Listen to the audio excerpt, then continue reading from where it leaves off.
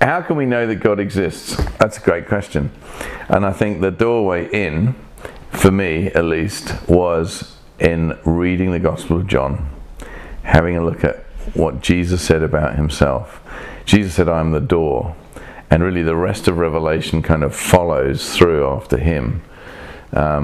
It's very difficult to say here is evidence for something that is essentially supernatural, particularly if someone believes that there is no such thing as the supernatural.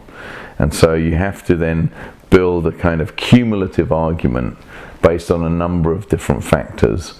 They could include the fact that we know the universe has a beginning. That's accepted now as a scientific fact. Well, how did that beginning come about? Nothing comes of nothing. So how did something come from nowhere and nothing? That raises a question. That's not the complete answer, but it raises a question.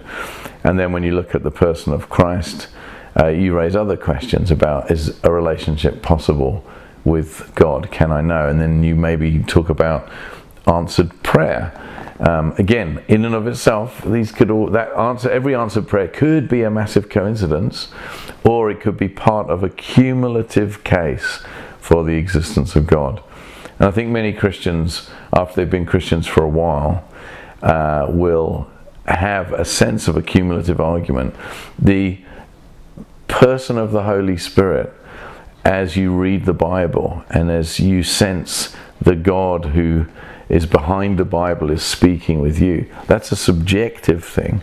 But again, as part of a cumulative argument, you're building up this case that actually you come to a conclusion.